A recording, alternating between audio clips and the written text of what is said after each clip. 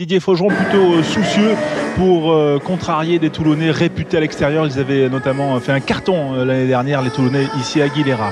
Laurent Rodriguez a pris ses avants et Dimitriashvili un petit peu en aparté sur le terrain annexe du stade Aguilera, qui est enflammé par une première offensive dès la 9e minute de David Smith qui rafute Takuza Ngwenya. Les Toulonnais mènent à ce moment-là 3-0 après une première pénalité de Johnny Wilkinson. Ils envoient du jeu, ils sont bien et on sait que les Biarros sont un peu fragiles depuis le début de saison lors des entames de match, mais ce sont les Toulonnais qui investissent le camp des Basques malgré la bonne défense d'Eric Lung, le géant norvégien du Biarritz Olympique. Monsieur Minry a vu une faute au sol, il la signale en tendant son bras.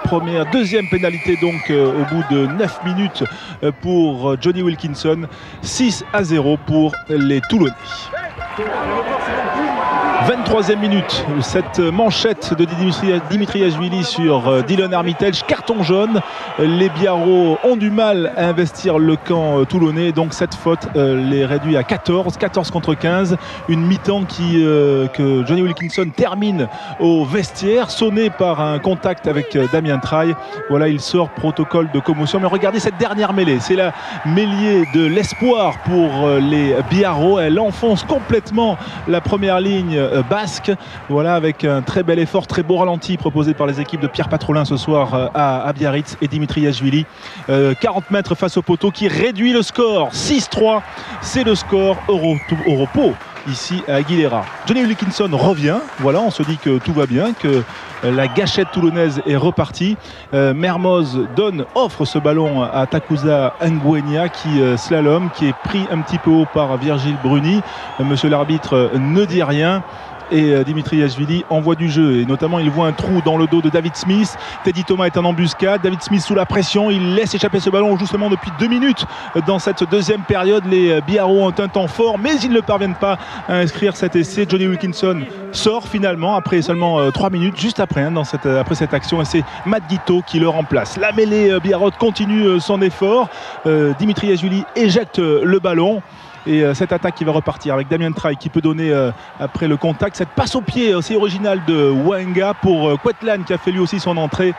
Et finalement Ngwenya qui ne peut aplatir, repris par une bonne défense des deux ailiers toulonnais David Smith et Rudy Wolf. Voilà le beau travail de Quetlan. Et puis Ngwenya, auteur de l'essai du bonus à Oyonnax mercredi, qui ne peut franchir la ligne d'attaque. On revient à une pénalité un petit peu plus tôt dans l'action puisqu'il y avait une faute toulonnaise et du bord de touche, Dimitriashvili égalise. 6 partout, puis 9-6. Matt Guiteau supplée parfaitement Johnny Wilkinson dans l'animation mais surtout dans les tirs au but, quasiment 40 mètres, toujours du gauche, et Laurent Rodriguez est forcément inquiet. 9-6 pour les Toulonnais qui accélèrent ensuite avec à la 56e minute ce beau mouvement avec notamment Matt Guiteau qui alerte Mathieu Bastaro qui fixe 2-3 défenseurs Biarros, le ballon qui ressort, Matt Guiteau qui se sert de l'appel intérieur de David Smith pour servir extérieur Maxime Mermoz, et donc Toulon qui fait le break. 14-6 à la 56e minute. On revoit le magnifique travail de Matt Guiteau, voilà, qui feinte la passe intérieure avec le regard qui va bien et puis qui peut servir et envoyer sur orbite Maxime Mermoz pour son 3e essai de la saison.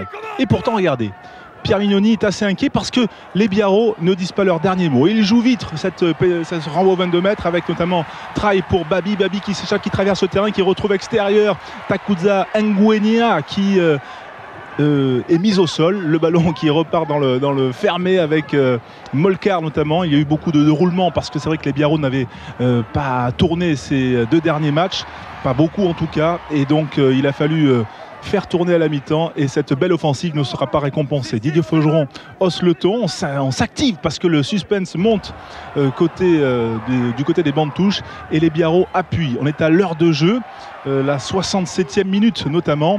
Et merveilleuse inversion de sens là de Yashvili pour Taïlé qui peut sortir ce ballon, et finalement c'est Wenga qui croise avec Fono qui aplatit. Voilà, c'est le laisser de l'espoir pour les Biarros qui reviennent, laisser transformer à 1 point, 13-14, 1 point d'écart. Voilà, il reste 13 minutes à jouer à ce moment-là.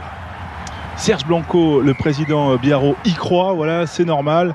Et les Toulonnais, eux, ils appuient. Ils pilonnent notamment dans l'axe et ensuite ils donnent au feu follet Matt Guiteau qui franchit le rideau défensif, qui peut servir Rudy Wolf, qui se replace, regardez-le avec son numéro 22, Matt Guiteau. Il va vers la gauche, on va le retrouver extérieur. Il va être alerté par Classen. Et surtout Matt Guiteau, il a vu que ce sont des avants qui sont replacés. Il va trouver un trou de souris pour se faufiler, inscrire un essai en solitaire, un essai de génie. Le génie qu'il est, l'Australien, c'est 92 sélections. Et quelques minutes après, voilà, douche froide sur Aguilera, 21-13 pour les Toulonnais. Commence alors une course, en tout cas vers le bonus défensif pour les Biarros. Et Teddy Thomas essaie d'enflammer Aguilera en débordant. Petit coup de pied à suivre. Plaquage à retardement visiblement de Dylan Armitage, tout le monde y croit, même Serge Blanco qui s'accroche à la balustrade. Et finalement, Monsieur Minery ne dit rien, il n'y a pas faute de Dylan Armitage. Et finalement, le dernier mot revient à Matt Guiteau. Voilà, auteur de cette magnifique pénalité de 40 mètres. Score final 24-13. Les Biarros sont abattus, même s'ils ont été valeureux ce soir. Et Matt Guiteau, lui, est la star du jour, toujours numéro 10. Mais comme il l'a dit à François Plisson, il réaffirme que Johnny Wilkinson est toujours le numéro 10 de Toulon et qu'il est très content de jouer dans son équipe, quel que soit le poste qu'il occupe.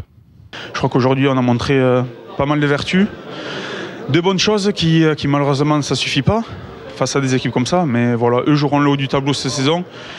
Nous on va jouer la lutte pour le maintien et voilà. Je pense qu'on ne peut pas se satisfaire de cette défaite, mais il y a des enseignements à en tirer quand même. Quand on a vu Wilkinson sortir, c'est Guiteau qui est rentré. Qu'est-ce que vous voulez qu'on fasse?